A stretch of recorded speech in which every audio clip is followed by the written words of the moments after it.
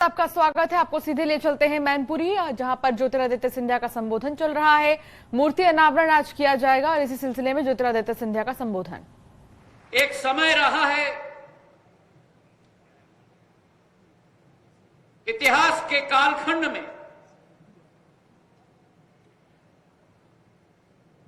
जब इस भारत माता की धरती पर विदेशी ताकतें अपनी पैर पर आश्रित थी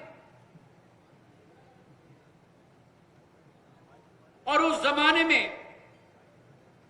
जब रोहिला अफगानों ने इस क्षेत्र पर अत्याचार करने की मुहिम के साथ निकले थे,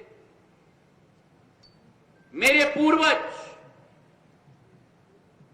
दत्ताजी महाराज सिंधिया ने और उनके बाद महाजी महाराज ने इस पूरे क्षेत्र में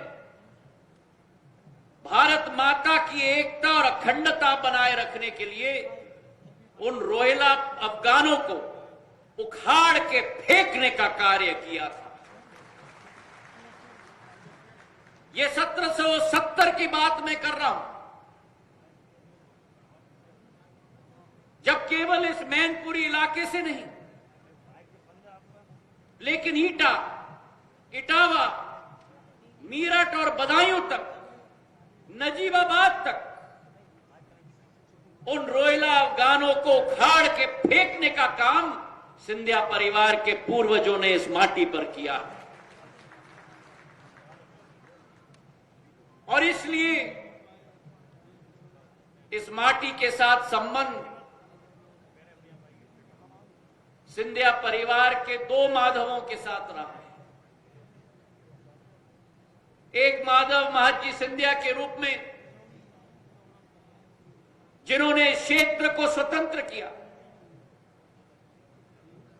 और दूसरे माधव मेरे पूज्य पिताजी के रूप में जिन्होंने अपनी जीवन की आखिरी सांस इस मैनपुरी की माटी में ली थी। आज मैं भाव विभोर हूं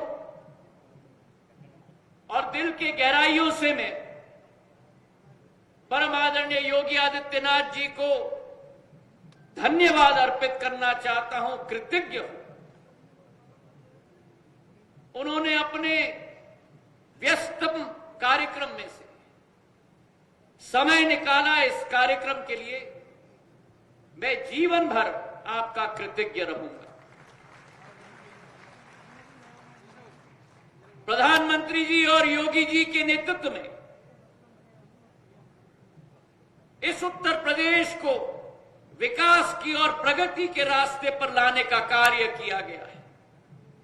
आज उत्तर प्रदेश भारत का वो चमकता हुआ सितारा है जो विश्व पटल पर अपनी पैठ और अपनी आवाज और अपना स्थान योगी आदित्यनाथ जी के नेतृत्व में वो स्थान पर पूर्ण रूप से आज स्थापित हो चुका है। मेरे भाई और बहनों, मेरे पूर्व वक्ता जयवीर सिंह जी ने बताया, चाहे प्रगति की हम बात करें, विकास की हम बात करें, औद्योगिकरण की हम बात करें, जो गुंडा राज और माफिया राज था उसकी समाप्ति अगर हुई है उत्तर प्रदेश में तो योगी आदित्यनाथ जी के नेतृत्व में हुई है।